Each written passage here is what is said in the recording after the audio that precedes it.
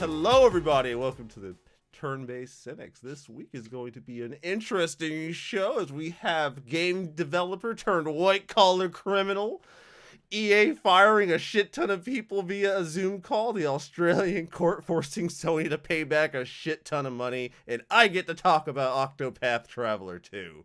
Stay tuned. It's about to be a ride. Good. I love it. It's fucking fantastic, CD. It's fucking fantastic. I did it. One take. Only one take. Never more than one take. Goodness. CD. It's been a week. Yeah. We didn't Yes. do the show. Well, we did a show last week. It wasn't this show last week. So that was cool. I know we didn't because there was a family outing. Oh, I'm thinking the week Yep. prior. You're right. I could not do last week's show. I wanted to do last week's show, but it would have resulted in my significant other beating the daylights out of me. She would have beat me to death. I don't think that would have been good for the longevity of this show if she beats me to death. You would be running into a few door frames and fall down the stairs. I would have had a couple of accidents, probably.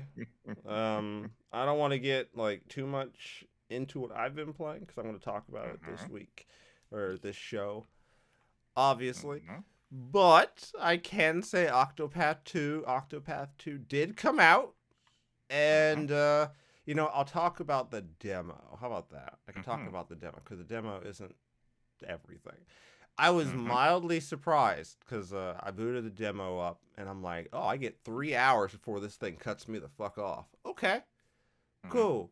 So I played through 2 stories, 2 chapter ones. I played through Particio, who so I didn't look at class names. I just looked at The characters. Okay. I just looked at the characters, just the people. And his character design caught my attention. Only for me to find out he's the fucking merchant. Did not see that coming because his character design did not hit me as a merchant. So I'm like, oh, he's a okay. Yeah. Okay. He's also like the most affable character I've met so far. He's just such a nice guy. Every time he has a speaking role, he's so good. I love him. I love him to death. And the demo demonstrates one of the changes they've made to the game. So I'm going to use Therion from Octopath Traveler 1 as an example of the opposite of this. So you know how in Octopath Traveler 1 you go to get Therion? And he tells you his tale up to a point, and then he's like, hey, by the way, bro, I'm about to go rob this house real quick. You want to come along with me? Okay, good. Yeah, no, that's not a thing. When you meet these characters, they're done with their chapter 1. Okay. Their chapter 1's already done. They're telling you what got them to where you're meeting them. Does that make sense? Like they've. It's essentially the same. Like they telling you what happened up to that point, but in this case, it's not just a part of the first chapter, but the complete first chapter. So essentially, you play the whole first chapter of every character just with that character.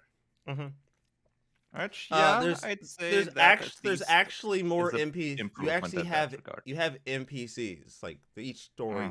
You've had like characters relevant to these stories that are NPCs that you get access to use, so you get variety. So they're essentially temporary party members for that chapter. Okay, yeah, that makes a bit more sense than what Octopath 1 did. Yeah, I use Therion as an example because I think his is the most egregious. It's the most egregious. Yeah, I say so. Because if you pick Oberic, as your first character, then get Therion, that actually doesn't make sense. Because Therion's literally looking at Oberic like, "Hey, bro, since you're here, I'm about to go rob this house right quick. You want to come along with me and rob this house?" Or pretty much most of the good themed characters. Mm-hmm. Because, I mean, essentially you have a good and evil class in Octopath 1 for each variant. Right. Like the merchant and the thief and the and we're what's gonna it? The dancer and the what is it? The priest or the cleric? Yeah, they both can have followers. For example, exactly. And one uses the allure, and the other uses the follow or whatever. And we'll get to that. Yeah. We're gonna get to some of those more meaty bits during the later segment of the show, but I will say I found that and I found that really interesting that they kind of, because you played through Pardicio's story, his story to like these chapter 1s are not short. These are fairly long chapter 1s. Like each one of them is like, now granted, so it's longer than in 1. I think so. It took me a little over an hour for like Pardicio took me well over an hour. Hikari took me well over an hour to get through. And the thing is, they're all set up really well. Like, by the end of their chapter 1, you're like, okay, I get you. Like, this is making sense. And so far, there hasn't been any that I've like, okay, this might break some characters in the process. Like, Hikari's is, he wants to take back his homeland. His chapter 1 is him losing his homeland. He wants to take it back, so he needs allies. So inherently, it makes sense that he might travel with people, and we'll get into some of that stuff later because I have things to say about that. But you know, his makes sense. Pardicio is a merchant, and he just wants to stop. He just wants to be a decent person and stop the terrible thing known as poverty, because part of his story is being broke as fuck. And part of his story is actually a callback to probably one of my favorite lines out of Cowboy Bebop. They call back to one of my favorite moments out of Cowboy Bebop, where the guy, one of Spike's friends is like, hey, he's like, Spike's like, oh yeah, he's like, here's some beef and vegetable stew, and his friend is like, Spike, there's no beef in this stew. He's like, what do you mean? He goes, you called it beef and vegetables. There's no beef. He goes, you're just gonna have to live with the thought because we broke as fuck and we can't afford that shit. You're gonna have to get full on the thought of some beef because we can't afford that. I'm like, damn. Hey, shit. All right. Fuck, we getting real. So yeah, that was cool. So anyway. You could say he had some beef with that. Yeah, well, it didn't go well. We'll get into more of that later. But yeah, that's been a decent amount of my time. Not like all of it, but that's been a pretty significant amount of my like free time when I'm not like working on stuff or falling asleep randomly in my chair or you know, the numerous things I do. The usual stuff. Right. Right. And it's all you. Well, for me, I've been switching over to another game for this week, since a long-running game that I've had on pause for a while has now started its latest season, namely Diablo 3. I saw you on, and I was like, damn. Yep. Damn, I'd have to like reinstall the installer. Because I was going to hit you up, because I'm like, bro, I kind of want to play. But I'm like, I have to reinstall the installer, then reinstall the fucking game. I'm like, this motherfucker could have warned me. I would have at least had that shit ready. I was down. I was like, damn. It shouldn't even take that long. Yeah, if the connection is okay. It's gout. My connection is more than okay. Don't worry about it. Yeah. And yeah, they've last Friday they've started the new season, as in not this Friday, but last week, and yeah, people seem interested in it because when I had a short look at it on Friday night, because I was away for most of the evening, creating a new party, a new game, took a good 10 minutes. Oh. Yeah, there was an actual queue. Yep. Oh shit. Okay. Yeah. All right. A lot of people were on it. And even on Saturday, there was still a few minutes of wait time each new game. Okay, all right. Better than on Friday, but still. And then after this, during this week, it got better. So no more waiting time now. But yeah, that definitely showed people were interested in it again for a bit, because it's essentially, I'd say it's kind of like a last hurrah, because obviously Diablo 4 is coming out soon, and this time they actually put a little bit more effort into the season compared to the previous ones. Mm-hmm. They added an actual separate kind of skill tree. Not exactly skills, but definite adjustments to the game balance. Because it's essentially like you have to sacrifice items and resources to unlock separate nodes on a tree, which ranges from things like one of the first ones is it makes the XP pools that you find permanent. So these yellow pools that you find that you can enable to get an XP bonus for a bit. You unlock that part of the tree, that's permanent. Oh, shit. If you go choose one. And then you have that bonus for the rest of the season. The other one is it gets rid of the level requirements for items. Which makes leveling up a new character significantly faster. Yeah, I'd say so. Yeah, then there's other stuff like you get double rewards from the bounties, you get plus 30% damage, you make more damage to elite monsters and against bosses and stuff like that. And then there's the lowest, as in the latest elements of the tree are additions to your potion usage. So it's essentially, let me just check the exact things they do, because each one of them gives you something additional for the potions. One is, for example, you drink your potion, and then all enemies within 25 yards deal 25% less damage.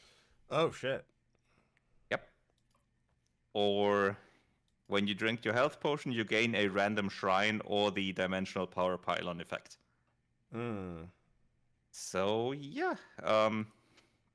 Stuff like that. And it's... one that's, I think, probably a pretty noticeable thing is you gain, what do they call it, passability. It's essentially one of the legendary items gives you. You can pass through things all the time. Yep. So essentially the jailer enemies are completely worthless now that the jailer ability is completely useless. The waller ability is completely useless against you. Stuff like that. You just straight up no clip. Yeah, essentially. Through all enemies and through all of those things. Me and all the things. You only have to, of course, the level boundaries and level stuff. You don't clip through that, but pretty much everything else. Me and my friends were having a conversation about something about no clipping. I brought up Nightcrawler in the X-Men movies and how he has like this distinct fear of like teleportation where he can't see where he's going. And my friends were like, Yeah. "Well, wait a minute. What do you mean?" I'm like, "He has to see where he's going." And like a direct line of sight. I'm like, he either has to be able to see where he's going or he has to already know where he's going to end up. Yep. And otherwise, what would happen is what can happen in some RPGs when you use the teleport. You essentially wall yourself. Yeah, you no clip yourself into a wall. Yeah, and then you're stuck and dead. Yeah, which makes the teleportation power both amazing and also horrifyingly frightening. Yep, horrifyingly frightening. Speaking of horrifyingly frightening, do you remember when they slowed it down in X-Men Evolution? Yeah. Oh, yeah. When he saw what he's teleporting into. Yes. He's literally passing through dimension. He's literally passing through a hell dimension to teleport every single time. If you wanted a reason to convince someone not to use their powers, that is such a good one. God, I would never teleport again. Ever. It would be like, wait, I go where? Yeah, nah, I'm good. Yeah, and it was a really good explanation as well, that it just happened so fast that the beasts in that dimension don't notice. Yeah, they just but don't once notice they slowed him down, they obviously noticed, and yeah, that worked out well. Yeah, that's a piece of fucking X-Men lore that gave me fucking nightmares. Anyways, I'll let you finish. Imagine Nightcrawler. Yeah, I suppose. I'll let you finish. Sorry about that. You brought up no clipping. No problem. You brought up no clip, and I can't think of no clip without thinking of fucking Nightcrawler. Yeah, so essentially, we now have this unlockable tree that you have to sacrifice all kinds of stuff for, which it's all pretty much doable. You just have to grind for some stuff, and it gives you a reason to also do the challenge rifts that they have each week, because one of the unlocks requires you to sacrifice one of the challenge rift caches, one of the rewards for that. And since you only can only get that one once per week, you have to be careful not to accidentally use that one up. But yeah, that's this is actually a pretty nice change of pace for the game if you do this. Oh, well, that's good. Yeah, just a shame that they didn't do something like this before. Yeah, it's a shame it took this basically about to be taken out behind the shed before they decided to actually do something kind of right cool after the expansion, essentially. Yeah, right? Because they basically stopped any actual development after the expansion, didn't they? Yeah, almost. After the Necromancer. They did the Necromancer. Yeah. The Necromancer was very likely planned for the second expansion, but then they said, nah, we're not investing more in this, and then they just put that one out as a smaller DLC. Oh, yeah, that'll do it. That would be my guess. Ah, goodness. Yeah, kind of a shame. Yep. Could have been even better. So, CD, question. Yes. Okay, hear me out. All right? Hear me out. Because I read this story, and the first thing that comes to my mind is, y'all motherfuckers could have just emailed me and saved me the fucking hassle. Okay. So, EA lays off entire division of 200 plus Apex Legend QA testers. Now, at first, I'm like, damn. But then you see they did it over Zoom, which then makes me go, wait a minute. Hold on a second. You had to get these people into a Zoom call to do this. Y'all playing some games now. And according to this, sources tell Insider Gaming that the entire Baton Rouge division was called to a mandatory Zoom meeting this morning, where it was announced that the entire Baton Rouge QV/QA division would be closing. The email sent to employees simply read, "Site closed. Please join Zoom meeting at 8 a.m." So when your shift starts, join this meeting. Bruh, I wouldn't even. I would just stay home. I'm sorry. You're not about to call me. You're not about to call me into work just to fire me. You're gonna that's ridiculous. I'm sorry. You're wasting my time. That's an actual waste of my time. They were probably working from home anyway. Quite a few of them, at least. Yeah, I could still sleep in. 8 a.m. ain't late. I gotta be to work these days at 7 something. 8 a.m. ain't that much later, so I could be sleeping in or some shit, having myself a nice breakfast or something. You gonna call me in just to fire me? Give me a fucking break. I mean, call in to the Zoom meeting, which that's just essentially Skype on Wish. Yeah. 200 plus people. I just never imagined that Apex had that many QA testers. 200 plus people? Fuck. Okay. And they just laid them all off. At least these QA testers. I don't know if this is all the QA testers that they have, but they laid off this division of QA testers as far as I can see. I don't know if this is all the QA that they have. I doubt that. I'm sure there must be. I don't think so. From what I've seen, this is essentially them going more global with QA testing. They're using QA departments in other countries and other continents.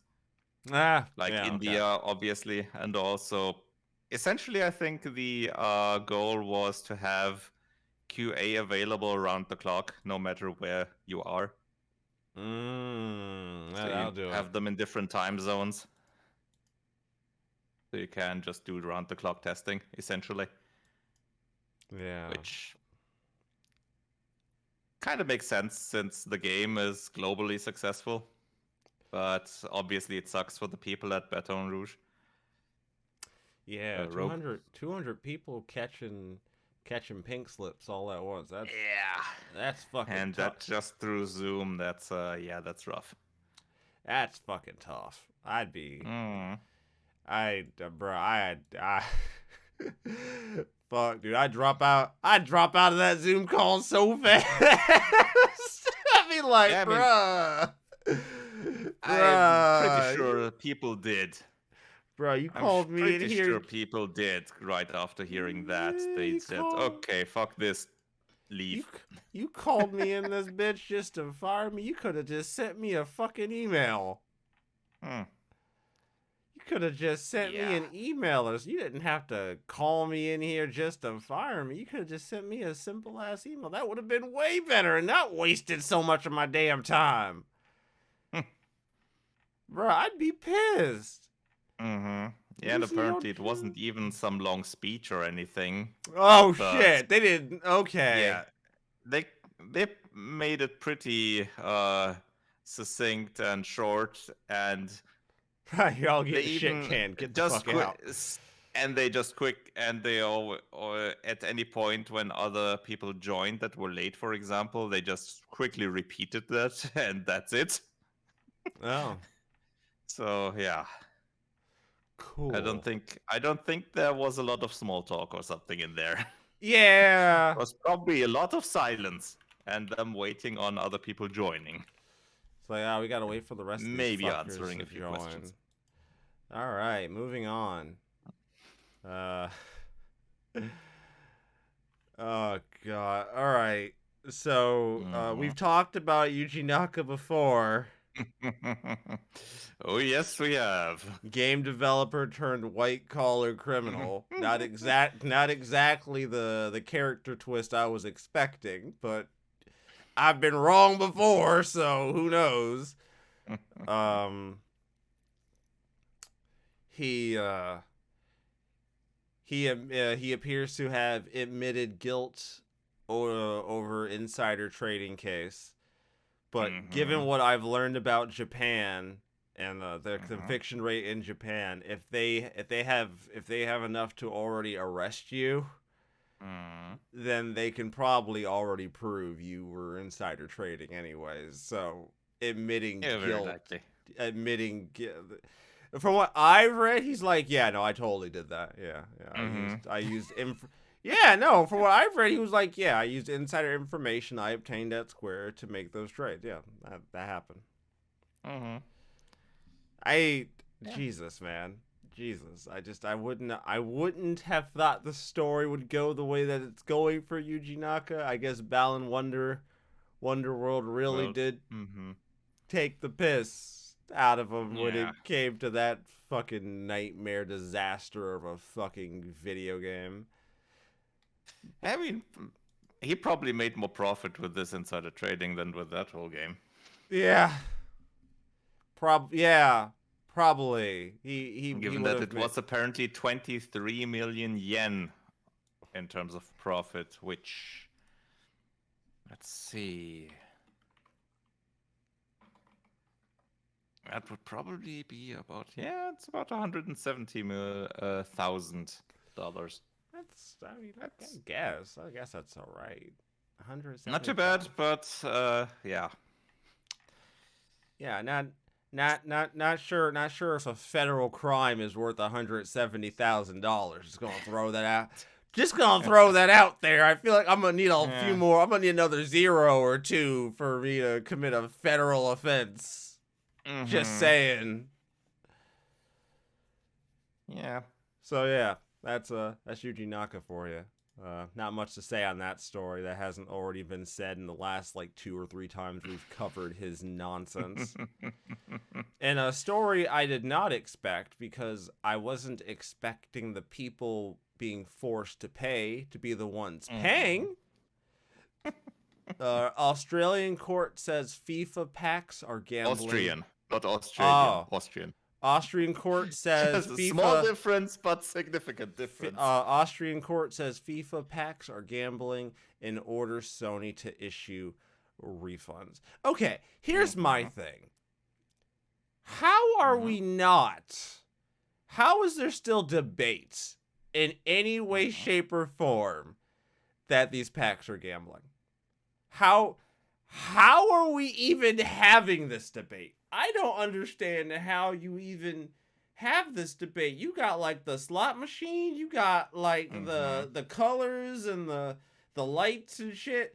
How are we even having this conversation? It still has to be done in every country on itself. That's the problem. The fact that we are arguing whether or not these things are gambling to me is... That's the thing that makes me, because the fact that we're arguing about it means that there are places that look at these packs and go, yeah, that's fine. Yeah, that's fine.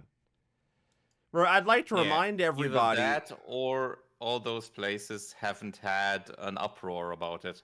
Yeah, I'd like to remind people that the answer that the FIFA devs had to people's complaints about the packs were, well, just use parental locks. Just use the parental settings on the console. It's like, my guy, your game is rated E. I shouldn't even have to use parental locks on my console. What do you mean? This is just surprise mechanics. Yeah. Like Kinder eggs. Yeah, it's like Kinder eggs. Let's see here. In 2020, a lawsuit surfaced in Austrian court that implicated Sony in an anti-gambling case. At the time, 17-year-old Austrian gamer took up arms against Sony, employing a lawyer and alleging that Sony had allowed him to gamble on the PlayStation platform. Nice. Okay. hold on. Mm-hmm. Hold on. I Yeah. have questions because Mm-hmm. he didn't go after the devs. He went after Sony. Yeah. But Sony didn't make the game. Yeah, but they employ the store. They have the game on the Oh. store and you You pay buy through yeah, Sony. you buy the coins or whatever to Yeah. buy the packs on the Mm-hmm. okay. Yeah. Okay. All right. Sony is the So gatekeeper so essentially to the whole EA thing. EA owns the slot machine, but Sony's the one that's giving you the currency to play the game. So we're Yeah. going after Sony. The the machine is standing in Sony's bar and Sony's casino and Sony's store. Yeah, okay.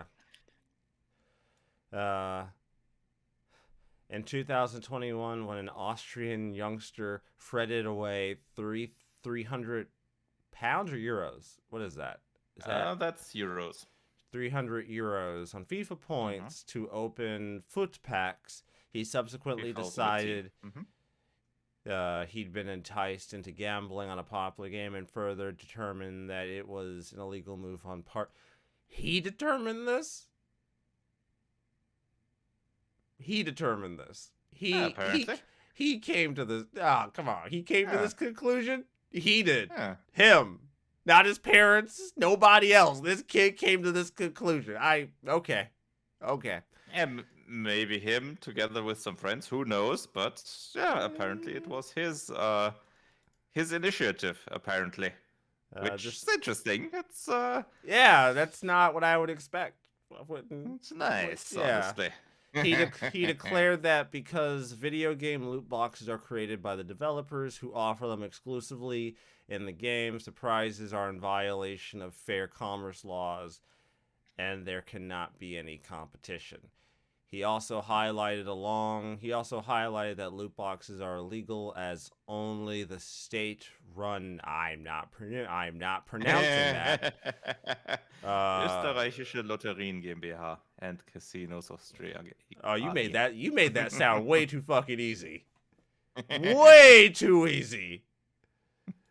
They could do this. Okay. It's essentially a I guess state monopoly in terms of gambling. So, all right. So it says to issue refunds. So they're issuing not just a refund to this kid. They're issuing refunds to. Because my thing is, like, does this mean that? Because usually, if Sony has to give you back a refund, they just ban your account. So does that mean Sony's just gonna start banning accounts that didn't even? I don't think so, since this was ordered from yeah, the because well, yeah, by but law.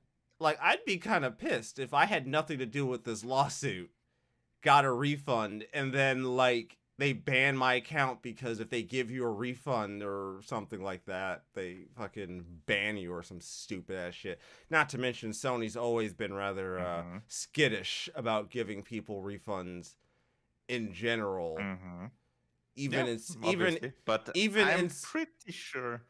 I'm pretty sure in this case, Sony is gonna hash it out with EA. Oh, they're gonna have to. They're gonna have to because they're paying they're paying for the bag. This is your game. We're paying. This is your game and you're a mechanic, and we have to pay out for you. Nah, dog. Nah, you. Nah, I want my money. Yeah, I don't think people's accounts are gonna get banned due to this because that would risk them having further problems with the law. Yeah, because now you retaliated against the consumer? Yep. Over a court. Yeah, no, that wouldn't. Yeah, that would mean a follow-up lawsuit by even more people. Yeah, that's no bueno. Can't have that. Can't have that, Sony. Can't have that. God damn.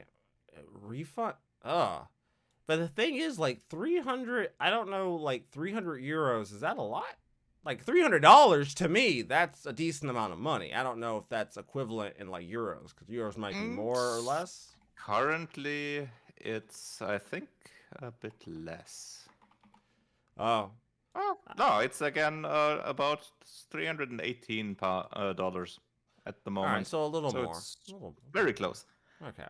But yeah, that for the 17-year-olds probably quite a bit. Yeah, that's Sony not... isn't going to be hurt by it, because even the complete one, which is apparently let's see, up to 85,000 euros apparently. So yeah, that's chump change for them. Yeah, It's not because gonna I was not gonna gonna be a say lot. 300 seems pretty low as Mhm. far as what I would expect someone to gamble on packs. There have been stories about people Yeah. gambling way more on packs than just 300. Mhm. If all you're gambling on in a gacha game is $300, that's you're pretty restrained, I would say. I think you're showing some restraint. I'm gonna be honest, man. These games Comparatively. are pretty good at turning the right knobs in your Mhm. brain, if you know what I mean. They know how Mhm. to work those gears. Yeah. Yeah, although since he's a 17-year-old, he probably didn't have access to more than that anyway. He probably Yeah. didn't have access to his parents' credit card or something like that. God, those were always such stupid stories. I gave my Mhm. kid the credit card and he Yeah. spent our savings. Cool. Who could have Cool. seen that coming? Yeah, who You didn't take care of your kid. Things went wrong. Yeah. Whoops. Yeah, you use video games as a babysitter and you paid the price. Mhm. Literally. Congratulations. Quite literally. Yeah, congratulations. You fucked up. Well, I guess that covers the stories. I guess I All right. All right. So, Mhm. couple things. I Mhm. did the goalie kit Mhm. stick swap. I was going to pay someone to do it, but every single Okay. place I asked if they would do it, provided I would Mhm. provide them the sticks and the Joy-Cons, told me that the profit margins on working on controllers is too small and they don't do that. Every place. Okay. I was Huh. very Huh. surprised. Very Huh. surprised. They were all like, "Oh, we don't work on controllers. It's not worth the money." I'm like, "Okay, but I'm paying you for Mhm. labor. You're not actually having to buy Mhm. anything." And they're like, "Oh, we don't work on them." I'm like, "Oh, okay, Hmm. cool." So Interesting. I did it. I mm, Mhm. I it's not fun, but it's not the Heh. hardest thing I've ever done.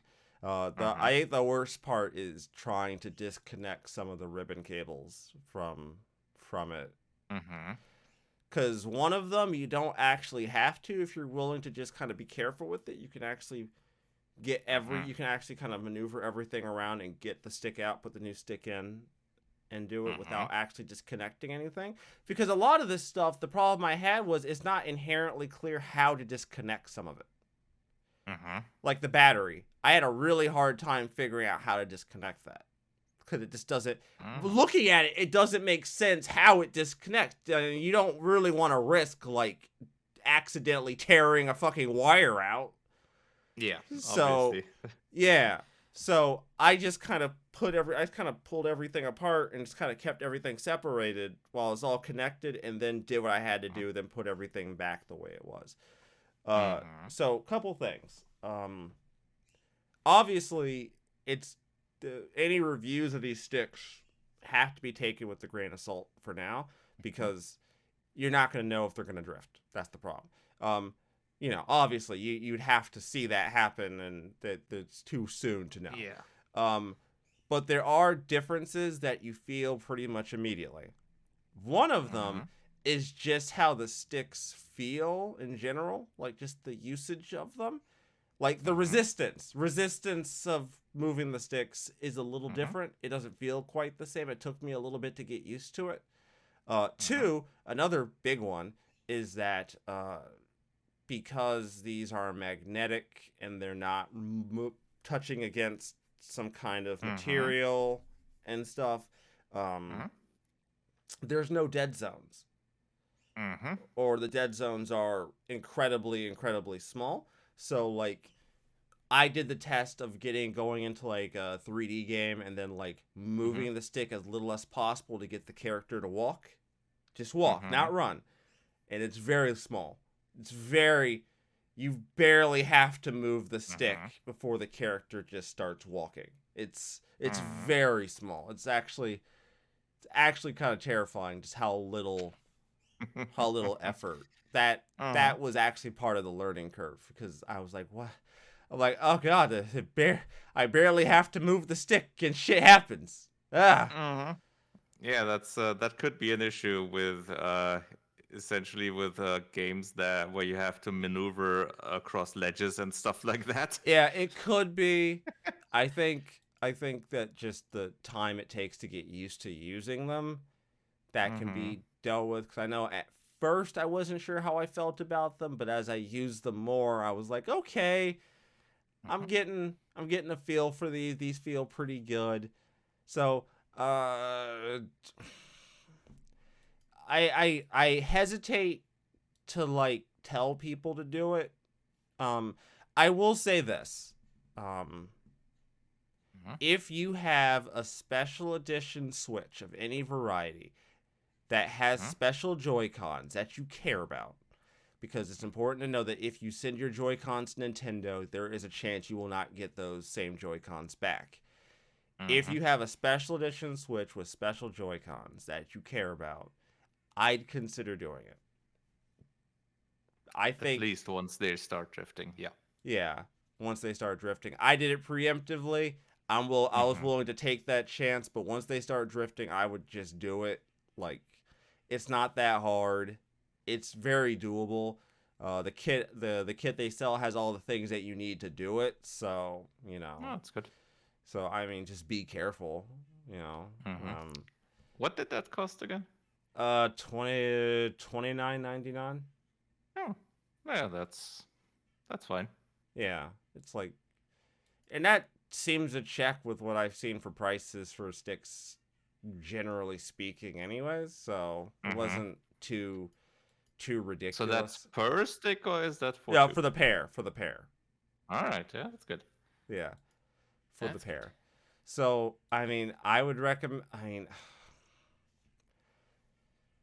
the bigger problem is getting them now, because I find that they go out of stock fairly Obviously, quickly. they become popular now. Yeah, so like I bought mine, and within a couple of days, within a few days of me getting mine, they had already went out of stock again, and I'm actually on their page on Amazon, and they are back in stock. So it looks like they have a pretty good rotation cycle going, where they get them in, they go out of stock, they get them back in, they go out of stock. So that's good. I mean, you know, I think that it's for the benefits of just not having those dead zones. I think that's kind of cool. Just having more precise control over your character in certain situations. I think that can be something that you might consider. Like I said, the drifting thing, we're going to have to wait and see, because they're magnetic, because they work off of magnets. It would take... Very likely they would not drift due to that. Yeah, it's... Because okay. the problem for the drifting is usually that they wear out physically. Yeah. The chances that you would see drifting... If you did see it, it wouldn't manifest the same way, more than likely anyways. It would manifest very differently. And two, like, unless you're near like electromagnets or like heavy sources of magnet, unless you're standing near fucking Magneto on a regular basis, you know, like yeah, which if you do that, you have other problems. You probably have cancer. You probably have some sort of illness or something. I'm pretty sure Magneto and all of his magnetism. I mean, he doesn't radiate, so you probably have other problems because he hates regular humans. So yeah, I have to ask, why is a regular human hanging around Magneto long enough for these sticks to start drifting? That's the real question we gotta ask, CD. That's the real. Thank you asking the important questions. Yeah. Thank you. That's Yeah, us. but yeah, that's it. That's the main thing. Cool. If you have Joy Cons you care about and they're drifting already, I'd say do it. Uh-huh. If you're me and you just don't want to have that problem at all and you really like the Switch you already have, I mean, user beware. Take that chance if you want. I was willing to, but I know some people may or may not. I'm just, How long did it take for you? To do the swap? Mm-hmm. Probably about an hour. I was being really careful. All right. That's a reasonable time. The first Joy-Con threw me for a loop. The second one wasn't as hard to do. It's just trying to get the ribbon cables back in the little baler thingy and then seal it was really difficult for me. I big hands, small parts, that kind of thing. Yeah. Good thing you didn't roll a 1 on your dexterity check. Yeah, thank God. All right, Octopath. Okay. So I've put about almost 20 hours into this fucking video game. And I have spent the last handful of days debating how I want to talk about this because it's either going to be a positive review, it's either going to be a positive take with a negative spin, or a negative take, or a negative with a positive spin. And because, all right, let me just TLDR the fuck out of you right here, right now. If the only thing that you had a problem with in Octopath Traveler 1 was character interaction, at least as far as I've seen so far, I don't think this does enough to make that better for you. I'm sorry, I don't think it's enough. I think they take some things to make it better, but I don't think it's going to do enough to really convince you. Okay. So it's still somewhere in between Octopath and a regular JRPG with a party. It's far more in between than it used to be, but it's not quite what I think people were wanting. It's certainly a step in the right direction, but that being said, I think there's enough mechanical changes, there's enough changes to how the game plays, there's enough changes to just the general game feel, to just like little quality of life things that I think justify me saying that the game is worth playing. I think at least. And I'm going to go into some of those. So I mentioned, so one of the things they added was the latent power. It's basically a limit break gauge, basically, for all intents and purposes. Every character's limit break gauge does something different. Now, I only have access to 4 characters because, as I told CD, I was going to beat these 4 stories with just these 4 characters without cross-classing. So I'm just going to beat these 4 stories with just these 4. And then the other 4 characters I'm going to start up, and then I'm going to allow myself to cross-class those. So I don't know how that's going to go, but judging from the comments I still get on my original Octopath videos, I should be fine because everybody says just use speedrun strats. So fuck you. It's fine. So I'm not mad. Okay. I'm not mad. Just very annoyed at the comments. Very annoyed. All right. So the latent thing is really kind of cool because it adds it adds some personality to these characters as far as like what they're able to do in battle. So great example. The merchant, when he uses it, he gets full boost. So he gets all his boost pips. He activates latent, he gets all of his boost pips right off the gate. So that can be useful, right? I think we all can agree there's some value to that. He gets all of his boost pips. Hikari gets access to 3 really powerful skills that he can use. So he gets access to these special skills that he can use when he activates his latent power. Thraune, the thief, gets access... Oh, no. Thraune, the thief, basically gets to take 2 turns. Okay. So you activate it, she does an action, her turn pops up again, and she can take another action.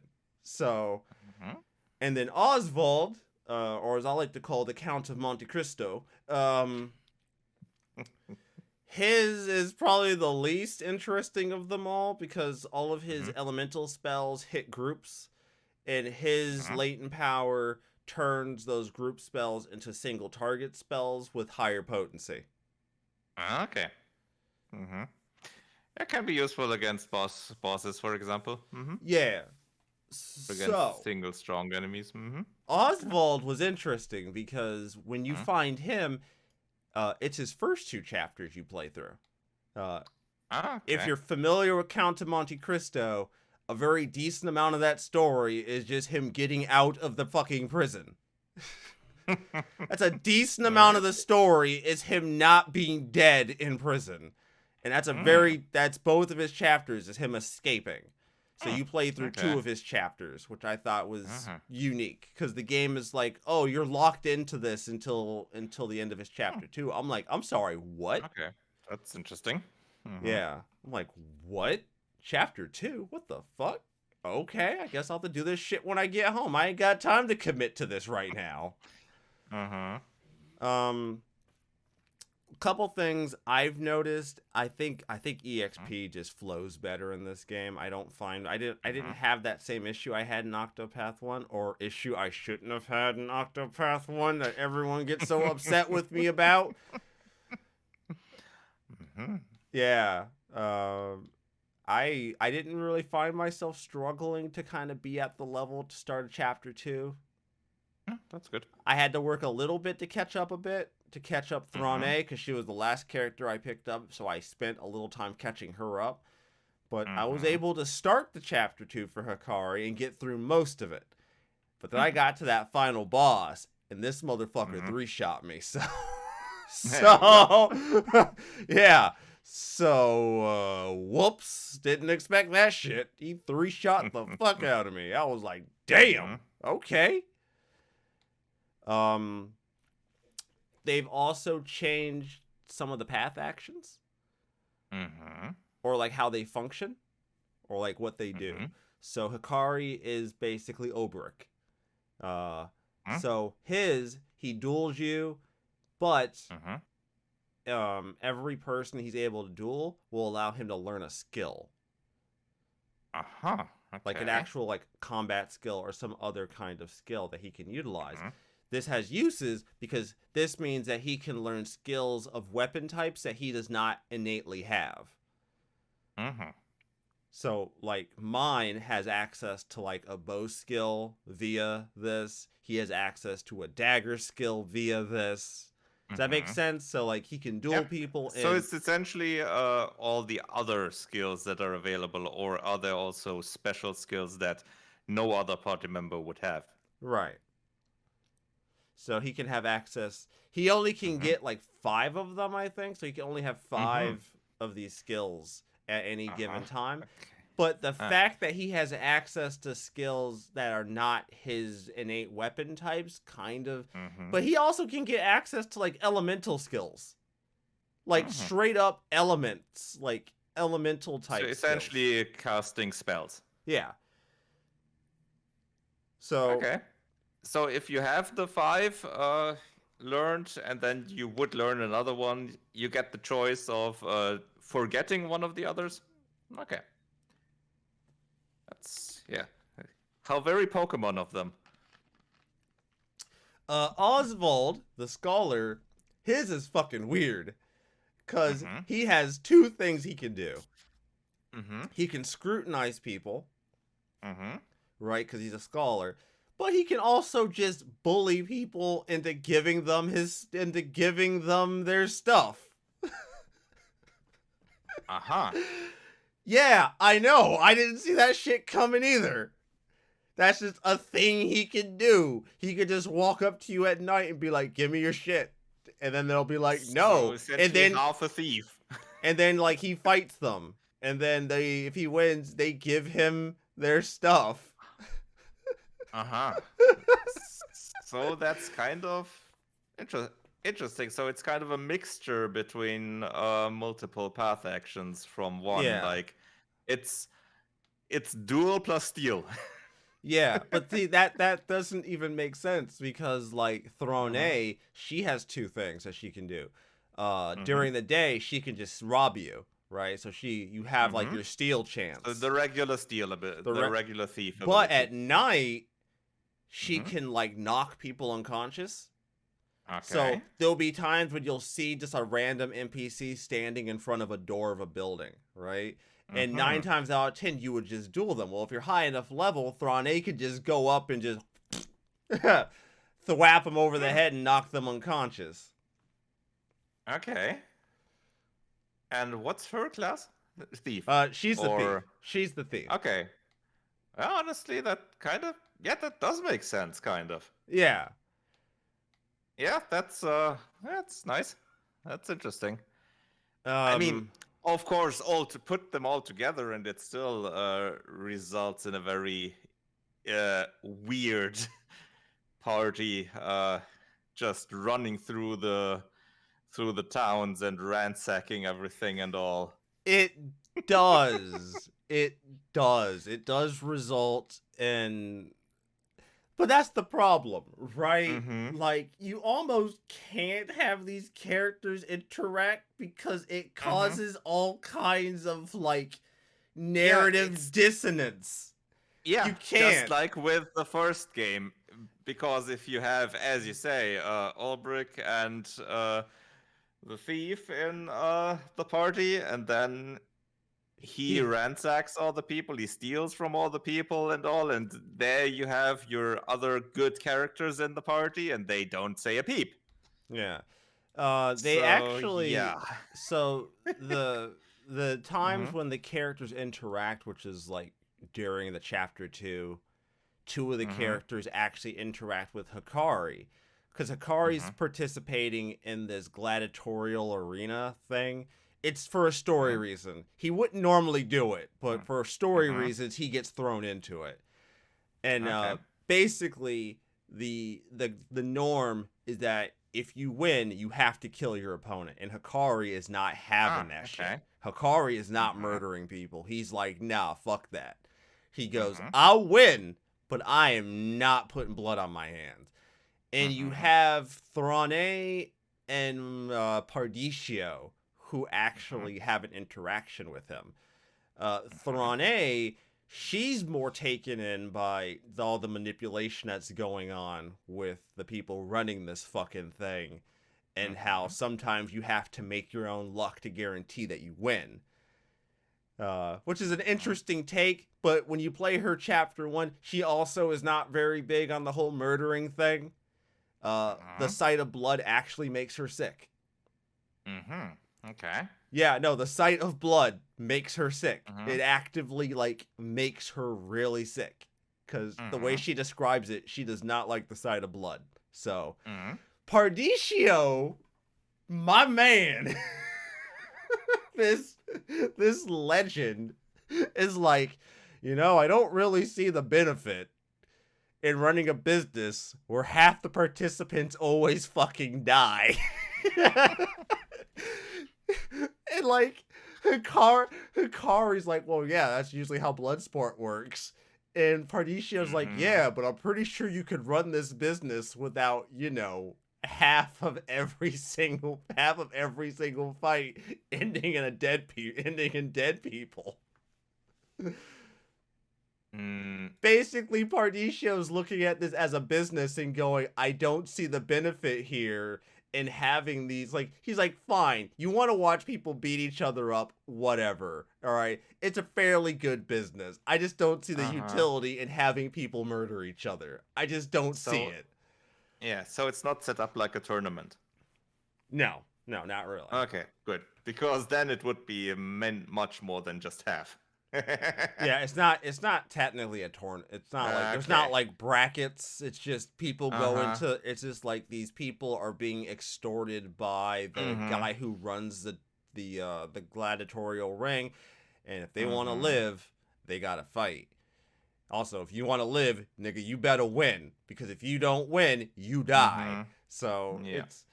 it was this thing of like these two particular perspectives, and Yeah. Pardisio being the most reasonable. His perspective was just, I don't see the value in this. A bunch of dead people can't make me money. Yeah, this doesn't seem like a good long-term plan. Yeah, which is very Pardisio. His story is very much being a merchant. Is he the evil merchant kind of type? No, he's a country ass bumpkin happy go lucky kind of guy. He's anytime What was his class? Merchant Pardisio. Oh, Yeah. okay. He's the merchant. You wouldn't know it by his character design. Okay, so he's the merchant that wants to solve poverty, essentially. Yes. At least for him. Yeah. Okay, yeah. Then it makes sense that he would have that perspective. Yeah. Okay. Yeah, he doesn't see the value in this arena where people just die, because he's like, but I can't make money off of you if you're dead. Yeah. Like, that doesn't make sense. They've also changed the way cross-classing works. I haven't really had a chance to look into it, but they've also added classes. Like, Inventor is now a class. I haven't, like I said, I haven't messed with it much, so I don't know much about. Do you know if it's still 2 classes per person, or? Yeah, it's still 2 classes per person. Okay. I haven't. And those 2 classes are set, I'm guessing, or the standard classes that they get are set. As far as I can tell, I haven't messed with it. Like I said, I haven't really messed with it for these characters. But yeah, here's the thing, man. I really, really enjoy what they've done with Octopath 2 so far. Now I mentioned at the start of this that I don't feel like they did enough. If your only real complaint was character interaction, I don't think they did enough. But they did do something. So a couple things that they did do is that in battle the characters acknowledge each other, which I thought was interesting. So, like, if Pardisio gets a crit and, like, breaks someone, the next character in line will be like, great work, Pardisio. Or even better, if Oswald does it, Thrane's like, good work, Professor. Which, yeah, makes sense. She's like, good. It's like, great work, Professor. And I'm like, okay, yeah, I like that. All right, fair. That's not. I wasn't expecting that little touch of these in battle. They've also added these quests that characters can do in pairs based on the character. So there's like certain essentially side quests that are available when 2 characters are in the party. I haven't been able to interact with those because the characters I have don't. I don't have the right characters for it, but I've looked it up and they do exist. So I'm gonna have to either break my run to go experience at least one of those. One thing I have noticed is that none of these characters' like overall stories break the overall like reason for these characters being together.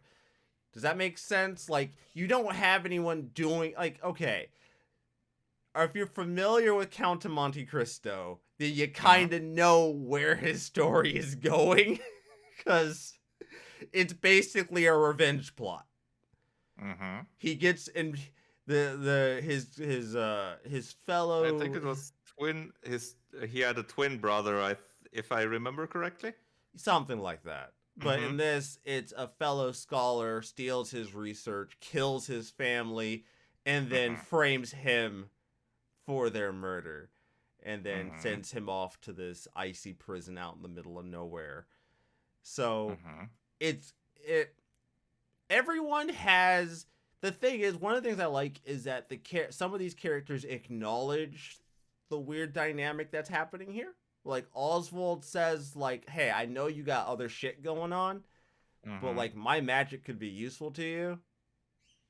You know, maybe we can help each other out, you know? Power in numbers, that kind of thing. You know what I mean? Throne they at least acknowledge that whole thing. Okay, that's good. Yeah, Hikari acknowledges Mm-hmm. it because all I had was Pardisio, and Hikari's like, "You seem to have an eye for these kind of things. I would, if you're Mm-hmm. interested, I'd be more than happy to loan you to lend you my Mm-hmm. sword." Which makes sense because Hikari's trying to get his homeland back, and his entire Mm-hmm. story premise is he needs allies. So technically speaking, it makes really good sense why he'd even be involved with you to begin with. You're an ally. Mm-hmm. You're gonna potentially Yeah. help him take back his homeland. Mm-hmm. Throne, not so much. I don't really feel like Mm-hmm. she has an interesting plot, but they don't do much to kind of explain her. I think she just kind of sees your group and is like, oh, they might be useful. Mm-hmm. Um, Oswald, Right. Yeah. obviously, That's. Mm-hmm. they Yeah. all Okay. have So that's. interesting. They all have like interesting motivations, but I feel like Mm-hmm. I think Pardisio is the most interesting to me because like it builds like his story kind of like his chapter one kind of builds up to like a revenge thing, but that's not why he's Mm-hmm. adventuring. That's not why he's going out and doing what he's doing. Like Mm-hmm. yeah, like yeah, his family got screwed over by a business partner. Yeah, he's not happy Mm-hmm. about it, but that's not why he's doing what he's doing. He's doing it for other reasons. It just so happens to be that he got screwed over at some point in time. Mm-hmm. Like I said, I think there's enough here mechanically. The game feels Mm-hmm. just better balanced. It doesn't, I mean, aside from Hikari's final boss in that chapter 2 3 shot, fucking three shotting me. Gonna be honest with you. I feel a little Mm-hmm. hypocritical saying it feels more balanced when that shit happens. Just saying. Um, it feels more balanced. It Mm-hmm. does seem like they did take into account like the levels for these things. Mm-hmm. These chapter twos seem like they have a smaller level requirement, whereas in Okay. Octopath 1, you had characters at like 17, 18 for their chapter twos. Mm-hmm. Yep. You've seen it, you've played it too. Like you saw, like some of them had like 17, To 8 that part, level, yeah. 17, 18 level requirements. It's like the Yep. fuck? Yep. So far, Definitely significant differences there in between chapters back then. Yeah. these I think the biggest I've seen is 15, 16. Okay. That's a But better, at least a bit better. Mm-hmm. 15, but the thing is the 15 isn't that hard because the 15 you'll Mm-hmm. probably be, if you're playing like I am and you're just getting four characters to play through four stories, you'll probably Mm-hmm. have 3 out of 4 of your team members about Okay. there anyways. So I feel like you'll Mm-hmm. probably be there. I also feel like they've actually given me a reason to actually give a fuck about those random dungeons that exist. Mm-hmm. Mm-hmm. Like I actually do give a shit now because now they've Okay. made it to where the experience that you get from fighting things in there is actually like semi worth it. Oh, okay. Cuz That's good. before it just never felt worth it to me. I just never felt Mm-hmm. like it was worth doing, right? Um I do wish the questing was a little less obtuse Mm-hmm. sometimes. It still is the same way it's always been. It's still incredibly obtuse, and I Mm-hmm. pretty much have resorted to just looking up quests I want to get done and then figuring out how to resolve them and then resolving them. I wish it wasn't Mm-hmm. as obtuse as it was. And I'm I guessing the class shrines are still just somewhere randomly on I'm the not map. entirely sure if they're class shrines this time though. I'm not Okay. 100% sure if they are class shrines Uh-huh. cuz I didn't get the inventor Mm-hmm. option from a class shrine. I got it from finding Ah, a house out in the out on the path okay. to a character, and he was an inventor, and he offered me to Okay, teach me so to this be an time, inventor. Did that show up on your minimap? I don't remember. The house Okay. was just there, like it Uh-huh. was. I was. Okay, so this time they may have that a bit varied. Well, okay. So I have to say overall, it doesn't seem like they did let's say they sounds more like they did some improvements in the overall design in several areas, some flourishes here and there for the character interactions, but it doesn't sound like it's a major difference.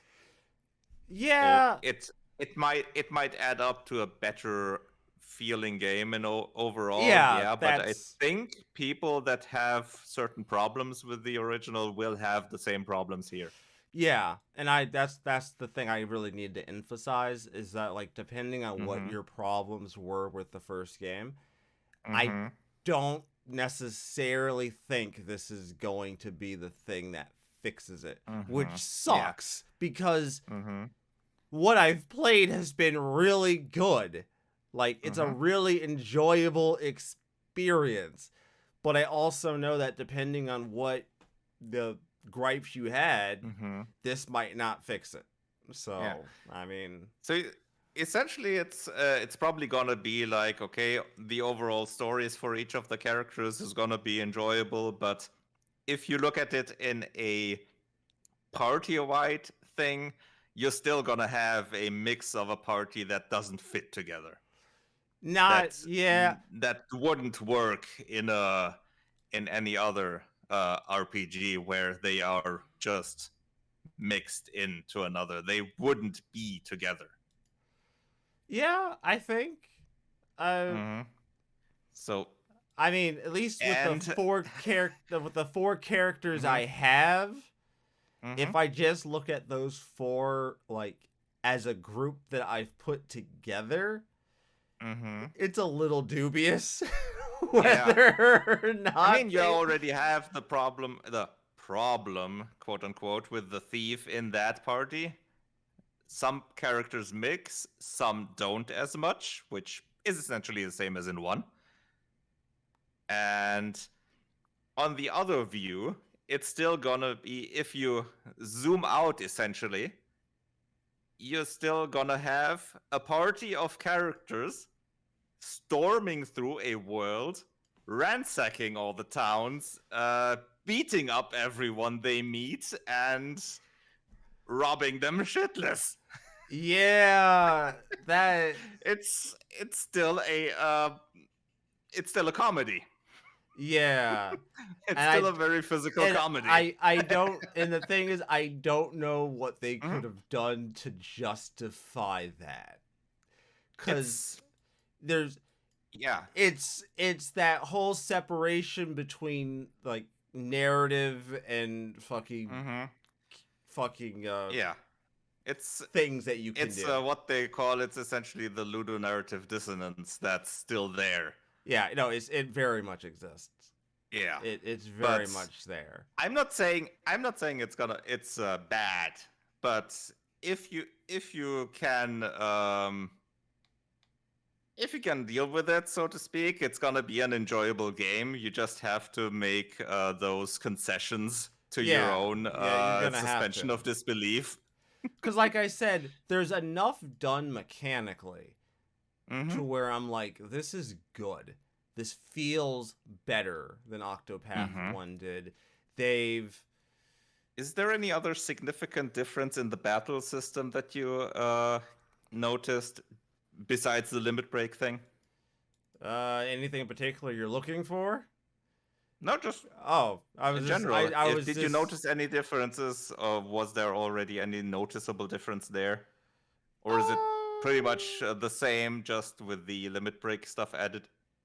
it's pretty much the same. I will say I feel like the boss Mm-hmm. difficulty gets harder far sooner. So Mm-hmm. there's a Okay. mechanic. I don't know if you've seen this mechanic. I don't know how far you've Mm-hmm. gotten in stories in like Octopath 1 where you fight the boss and he locks off Mm-hmm. certain of his weaknesses. So you have to hit the weaknesses that he doesn't lock off.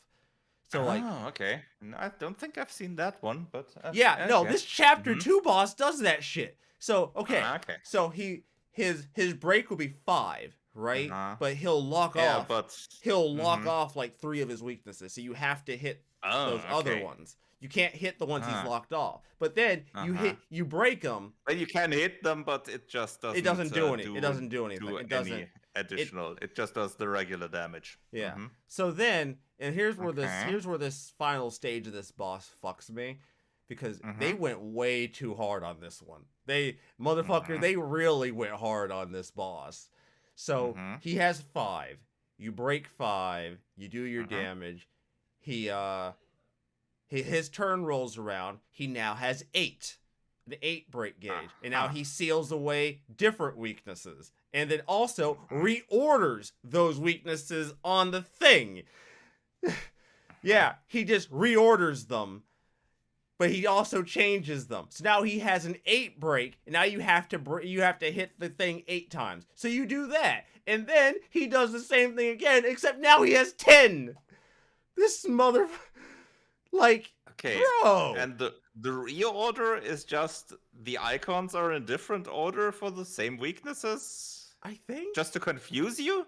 I think or just to, I think they reordered them because the icons weren't where I thought they were. At least not according, because I actually had to look it up because I didn't want to like go into this fight not knowing what he was weak Mm-hmm. against. Because the first time you fight him, it's just you and Hikari. The second time you fight him, it's your party Mm-hmm. plus Hikari. And that fight sucked. Because no, he gets to his final stage, dude fucking group swings, knocks Mm-hmm. unconscious 2 of my characters, kills 1 of them. No, he unconsciouses 3 of my characters, kills 1, swings again, kills 2 more of my characters. 1 of them is still unconscious, swings again, kills that one. He flat out 3 swings me. Like, outright 3 swings the shit out of me. I'm like, Mm-hmm. God damn. What's the solution to this problem? Okay. Honestly, I don't think I like that change. I'd have to go back and That does not sound like an improvement. I'd have to go back and replay it to make sure about the reordering, but I do know he Mm-hmm. shuffles what he's weak against every time you break Yeah, him. but just in general, even just the okay, yeah, you get the limit for the breaks gets higher, and he seals off stuff. That Oh does yeah. not sound like an improvement. Oh, that was in the first one though. That was Was it? Yeah. Yeah, no, Okay. it's in the first one. You just don't Was see it. the You just don't see it till later. okay? So they made that appear sooner. Great. Cool. Uh, Yeah, I was thrown I off don't because that remember. Was the high the limit going higher in the first one as well? I don't think you see that till like the end of stories. Cause Cause that's something you don't see till uh-huh. like cause that's like a final boss shit, like where they're raising their Okay. breaks. Hmm. Okay. But Cause you don't expect to see that on a chapter 2 boss. Like that's yeah. such a ridiculous thing to do. Like Because it honestly, I felt that the limits are already high and more than high enough for the bosses in Yeah, Octopath no, 1. he Too high starts even. he starts at 5, he goes to 8, then he goes to 10. And Uh-huh. at the 10 point, it was the 10 point where I'm like, oh, this motherfucker. I'm actually, because now, like, I Mm-hmm. have to play in such a way that it's like, because one, he's already hitting my party really fucking hard with any swing. Mm-hmm. So, like, I'm already having to play, like, kind of defensively just to, like, not die. And then he 3 Mm-hmm. swings me at 10. So I'm like, well, okay. I almost feel like I picked the wrong party, but maybe I didn't play the. Maybe I just need some better equipment. Because Octopath is very much an equipment heavy game. If you don't have Mm-hmm. equipment, you're not gonna succeed. You can finesse your way through a bit. Believe me, I know. Mm-hmm. I've read like 24 comments telling me that you could just finesse your way through the fucking video game. Thanks, guys. Appreciate that. Um, Is the amount of skills I think in the first one was limited to 4 or was it 5 or something? Is it the same amount here? what do you mean? Like the class You skills? could have yeah, you could have No, you have a more than certain like amount of skills equipped. like the passive skills or like the actual Mm, attacking skills. the actual attacking skills. No, I think you have more than that. Pardicio Okay. already has like 5, and he still has a few more left on his list that he could get. Mm-hmm. So can he use all of those in battle actively? Yeah. Because I remember in 1 you have to choose. You have to pick and choose after at some point because you only can use I think 4 or 5. I think 5 maybe. If it is that, I haven't gotten far Okay. enough skill wise to see that become a problem.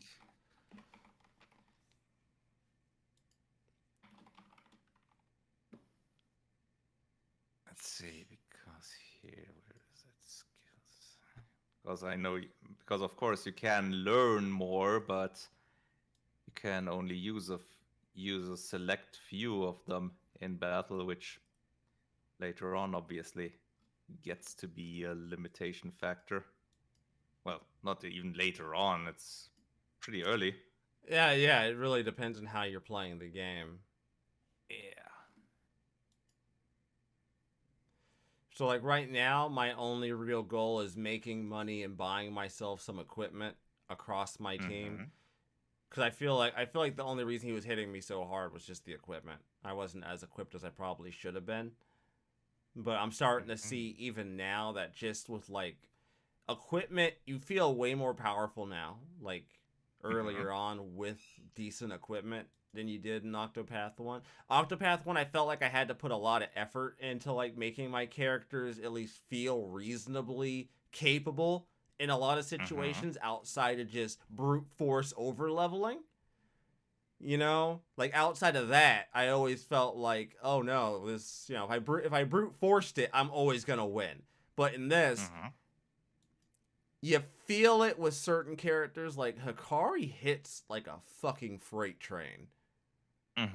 Like you feel you get the feeling that this guy is a fucking monster in battle.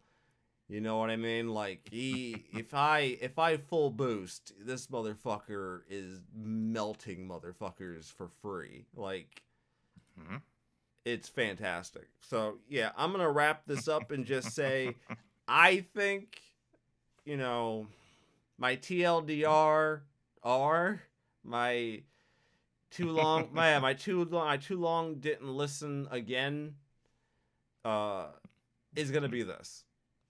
I'm gonna sum it up because we're already almost an hour and a half. Whoops. My too long didn't listen is very simple.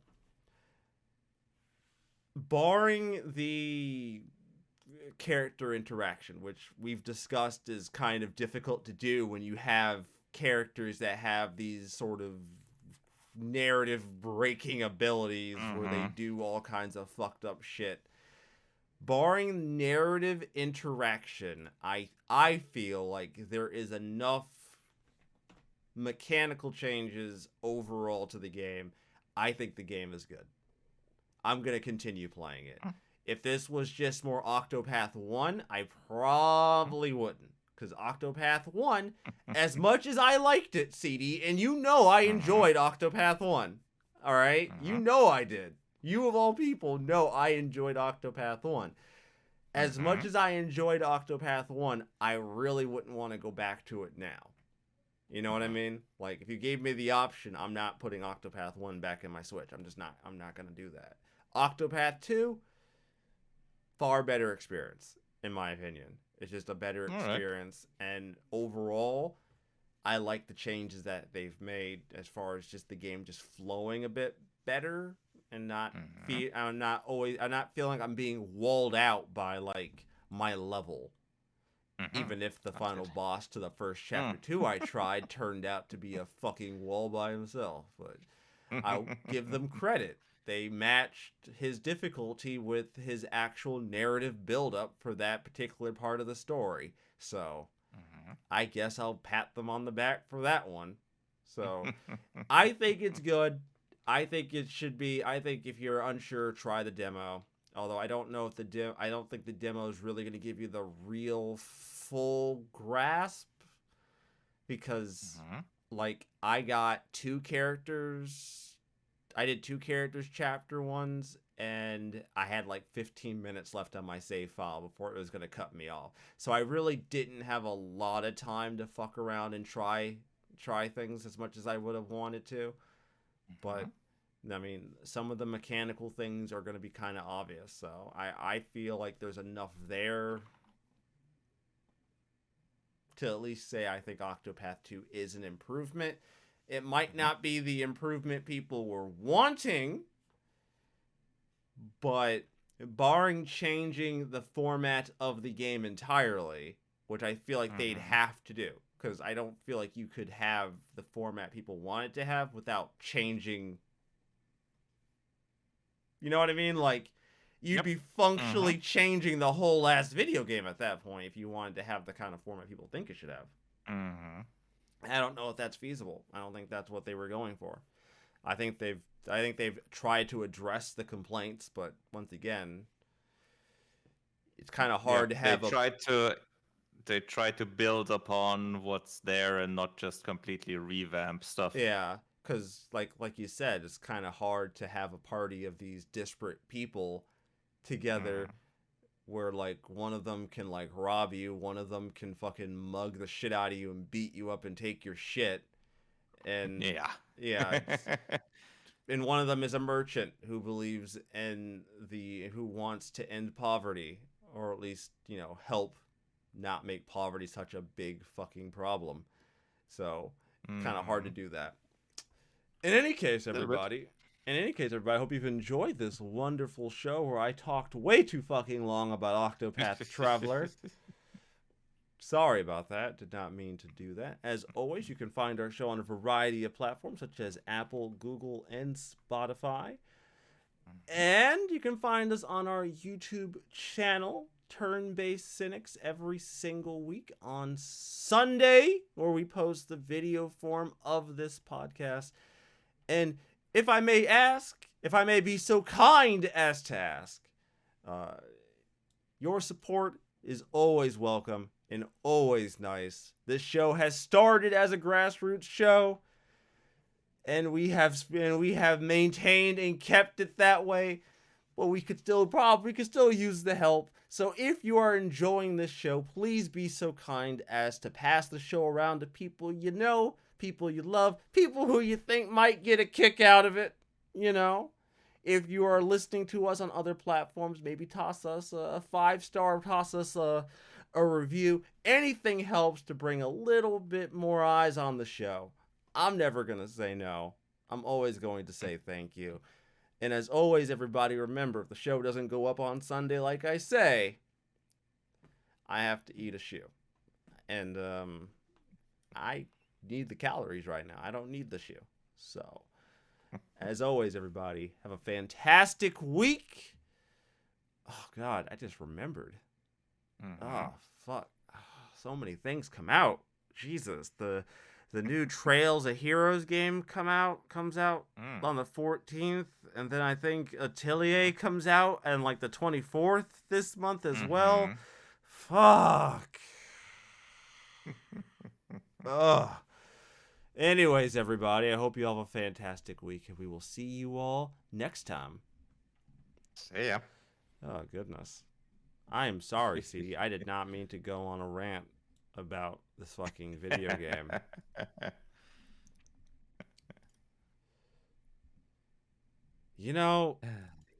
I saw you liked what I said to Adam. I was like, to Adam Sessler, I'm like, dude, fucking, like, dude, go outside and touch grass. Jesus. Yeah, honestly. Looking at his Twitter timeline, oh boy. Yeah, the dude's been on some shit. Whew. And I feel like he's like, the thing is, I don't know why he's not acting in a way that even makes sense. Like, bro, you did the bit on X-Play. Like, what you mad about? Like, nobody's inherently saying that you now are still a bad person. We're just saying that at the time, that was a trend that reviewers followed. Like all right, fine. You have your feelings about it, and obviously it still seems like he doesn't like JRPGs. So I mean, whatever. To each their own. I don't really care about that. I was just more taken aback by just you know, him being an absolute child about it. And His then com doing not stuff like his comment about here the MAGA weirdos with anime porn in their timeline. He really has a hang up about Republicans, and it's showing more and more. He's just terminally politically online. I just don't, bro. Just go outside and touch grass. I don't know, like. He really needs to log off. This is not doing well for him.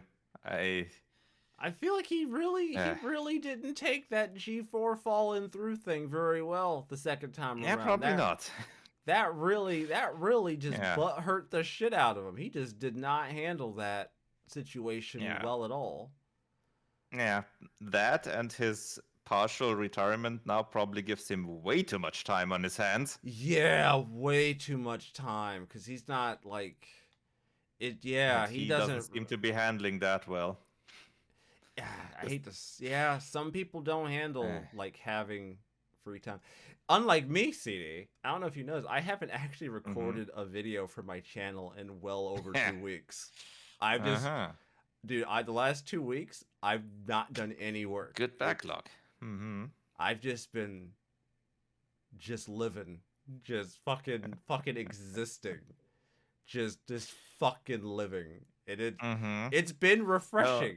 It's been refreshing to like.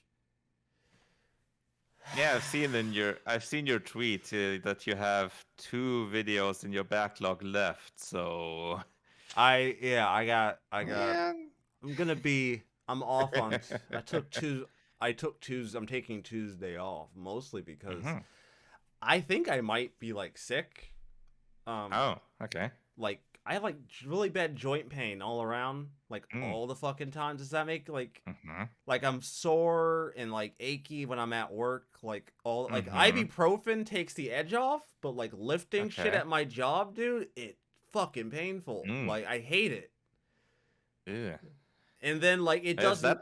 If that persists, have that looked at. Yeah, I'm probably going to. If you have pulled something, that's not good. Yeah, so like it's that, and I already don't do well in the cold, and part of my job is working in a milk cooler. So yay, that works well together. Yeah. So joint pain plus working in a milk cooler does not help my overall. So I just took Tuesday off. I put it in. I'm just like, I'm not coming to work Tuesday. Use 8 vacation hours. I'm gonna stay home. I don't want to do this. I got 2 videos left, and I'm gonna actually have to get back on this pony because I have skated for quite a while without creating anything, and it has been fantastic.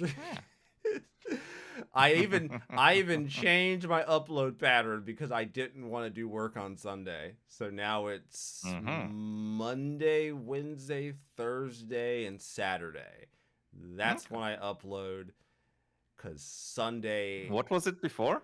It was every other day. Okay. So every other week, I would usually have something I'd have to work on for Sunday. And I just... And Sunday's like the worst day for my channel for whatever reason. My metrics on Sunday are always terrible.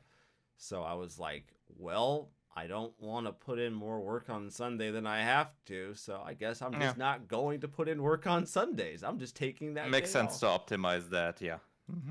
So yeah, I between massive joint pain and fucking not working, it has been all the fucking video games. So I'm gonna come up with some food and get this podcast fucking edited. You have yourself a good night, sir. Yeah. You have a good day.